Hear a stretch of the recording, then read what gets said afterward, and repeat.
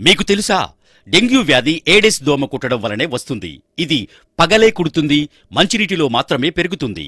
మనకు అవగాహన లేక మన ఇండ్లలో మనమే వీటిని పాత టైర్లు, పూల కుండీలు, కూలర్ల కింద వాటర్లో, ఫ్లవర్ వాజులు, నీటి డ్రమ్ములు, రోళ్లు, వాటర్ పైపులు, పగిలిపోయిన కుండలు, వాడని నీటి సంపులు, పూల తొట్లల్లో పెంచుతున్నాం. డెంగ్యూ వ్యాధి లక్షణాలు: ఈ దోమ కుట్టిన వారంలోపు తీవ్రమైన జ్వరం, తలనొప్పి, కళ్లలోపల పోట్లు, కీళ్లు కండరాల నొప్పులు, వాంతులు, కళ్ళు తిరగడం, ఆయాసం, విరోచనాలు, కడుపు నొప్పి, శరీరం మీద ఎర్రటి దద్దుర్లు లాంటి లక్షణాలు కనిపిస్తాయి.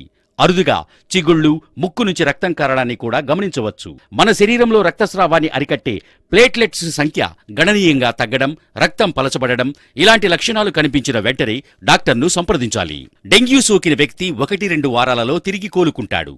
అప్పటి వరకు విశ్రాంతి తీసుకుంటూ మంచి ఆహారం మరియు పండ్లు, పండ్ల జ్యూస్, మంచినీరు, ఓఆర్ఎస్ లాంటి ద్రవ పదార్థాలు ఎక్కువగా తీసుకోవాలి. మీ ఆరోగ్యం మీ చేతుల్లోనే.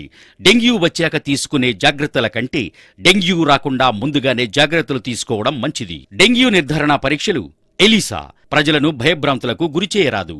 డ్రైడే మంగళ శుక్రవారాలలో డ్రైడే పాటించాలి.